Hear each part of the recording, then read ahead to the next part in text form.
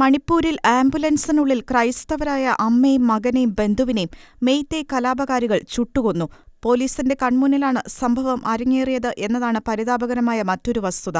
കുക്കികൾ തിങ്ങിപ്പാർക്കുന്ന അസം റൈഫിൾസ് ക്യാമ്പിൽ തുറന്നുവിട്ട കലാപത്തിനിടെ തലയ്ക്ക് വെടിയേറ്റ 7 വയസ്സുള്ള ബാലനെയും അമ്മയും ബന്ധുവിനെയും ആശുപത്രിയിലേക്ക് കൊണ്ടുപോകുന്നതിനിടെ മെയ്തേ ഭൂരിപക്ഷ മേഖലയിൽ ആംബുലൻസ് തടഞ്ഞു നിർത്തി വാഹനം അഗ്നിക്കിരയാക്കി മൂവരെയും ചുട്ടുകൊല്ലുകയായിരുന്നു. കൊല്ലപ്പെട്ട 3 പേരും ക്രൈസ്തവരാണെന്ന് ടെലഗ്രാഫ് ഉൾപ്പെടെയുള്ള നിരവധി മാധ്യമങ്ങൾ റിപ്പോർട്ട് ചെയ്തിട്ടുണ്ട്. 7 വയസ്സുള്ള ടോൺസിംഗ് ഹാങ്സിംഗ്, കുക്കി വംശജനെ വിവാഹം ചെയ്ത മെയ്തേ ക്രിസ്ത്യാനിയായ അമ്മ മീന ഹാങ്സിംഗ്, 37-കാരിയായ അവരുടെ ബന്ധു ലിദിയ ലോറംബാം എന്നിവരാണ് കൊല്ലപ്പെട്ടത്. രഹസ്യമാക്കി വെക്കാൻ ശ്രമിച്ച സംഭവം അസം റൈഫിൾസ് ഫോഴ്സും റാപ്പിഡ് ആക്ഷൻ ഫോഴ്സുമാണ് പുറത്തുകൊണ്ടുവന്നത്. ഇംഫാലിന്റെ പ്രാന്തപ്രദേശത്ത് വെച്ച് ഇക്കഴിഞ്ഞ ഞായറാഴ്ചയാണ് മനുഷ്യമനസാക്ഷിയെ ഞെട്ടിപ്പിക്കുന്ന സംഭവം ഉണ്ടായത്.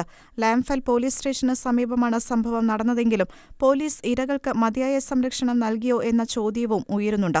ആംബുലൻസിനെ അനുഗമിച്ചിരുന്ന പോലീസ് SP ഇബോംചോ സിംഗ് നോക്കി നിൽക്കുമ്പോഴാണ് സംഭവം നടന്നതെന്ന റിപ്പോർട്ട് വിഷയത്തിന്റെ ഗൗരവം വർദ്ധിപ്പിക്കുകയാണ്. അതേസമയം പോലീസിൽ നിന്നും ആരും ഇതുവരെ ബന്ധപ്പെട്ടിട്ടില്ല എന്നും സ്റ്റേഷനിൽ പോകുവാൻ ഭയമാണെന്നും മകനെയും ഭാര്യയും നഷ്ടപ്പെട്ട ജോഷുവ ഹാങ്സിംഗ് പങ്കുവച്ചു.